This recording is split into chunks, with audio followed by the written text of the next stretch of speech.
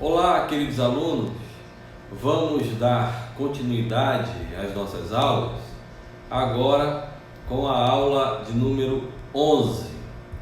E nesta aula vamos tratar dos impactos da colonização sobre os povos indígenas que habitavam a região amazônica e que, antes da chegada dos europeus, tinham, né, o seu universo, a sua dinâmica, as suas relações, e que tudo isso foi alterado por conta da chegada dos europeus, especialmente os portugueses, né? É notório que com o início da colonização na região houve uma desestruturação das sociedades indígenas. Algumas culturas foram totalmente extintas, outras sofreram mudanças drásticas nos seus costumes, nas suas relações, e tiveram que se inserir numa nova ordem, na ordem colonial, e encontrar nessa ordem formas de vida que assegurassem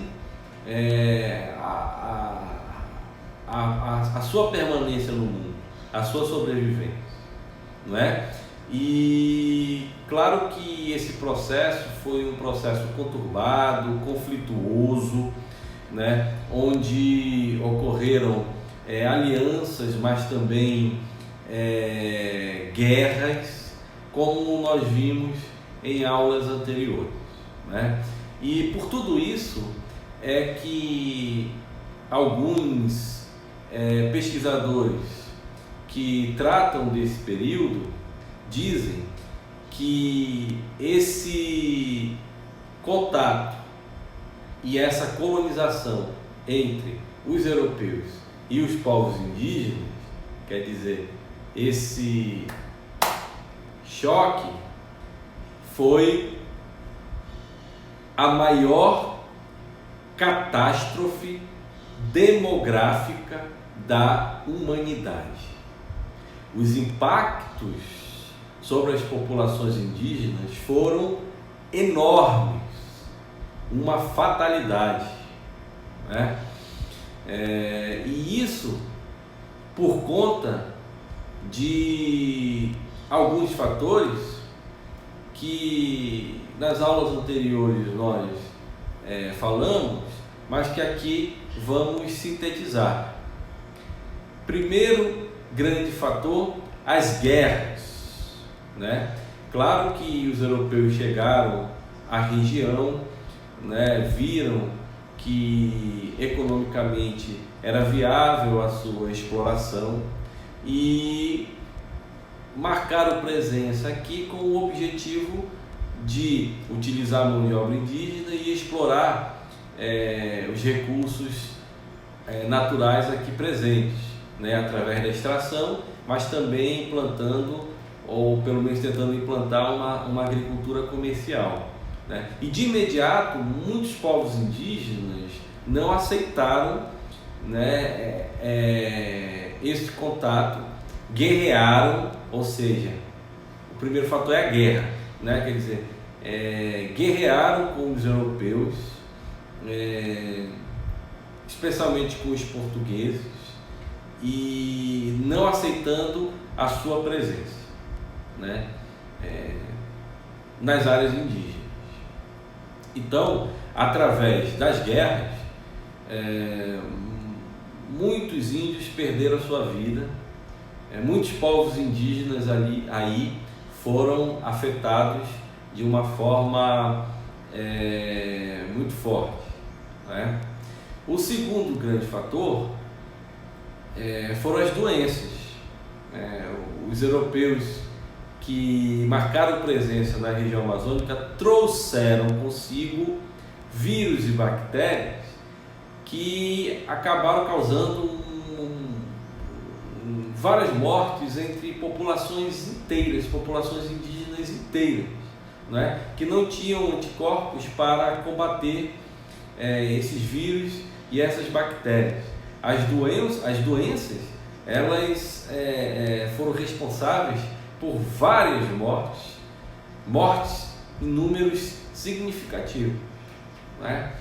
E o terceiro grande fator foi a escravidão, né? Quer dizer, aqueles índios que não se aliaram aos portugueses ou que não haviam passado pelo processo de descimento, ou seja, não se tornaram aldeados, né? Esses índios eles foram escravizados, seja pela modalidade do resgate ou pela guerra justa, né? De modo que a escravidão também concorreu de uma forma intensa para eliminar culturas e povos inteiros. Por exemplo, as guerras justas, elas tinham essa função, né? Os índios, quando considerados inimigos por atacar os núcleos portugueses ou por impedirem a pregação do evangelho de uma forma firme, ou então atacar os portugueses no sentido de serem obstáculos ao avanço português no Vale Amazônico. Então essas guerras eram declaradas e eram guerras totais que buscavam aniquilar, né, esses povos e fazer escravos aqueles mais fortes, aqueles que os portugueses avaliassem, né, como sendo úteis para ser escravos, né? Então, as guerras, as doenças e a escravidão alteraram o quadro de vida das populações indígenas que habitavam a região. Nós vimos que os povos indígenas, antes da chegada dos europeus, tinham na sua forma de vida complexidade social, não é? Tinham alianças regionais, um poder político regional, mantinham relações comerciais entre vaz e terra firme, mas também fluviais de pequena e longa distância ao comércio, né?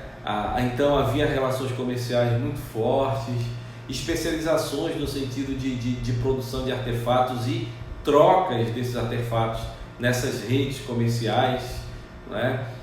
Havia também processos de expansão pela região, uma organização social hierarquizada, né? Rituais que também eram realizados, ou seja, havia uma dinâmica própria, cheia de vida, né? Um processo onde as várias etnias indígenas estavam ali presentes, que desenrolavam, né, as suas relações, e tudo isso foi desestruturado, foi destruído com a chegada dos europeus.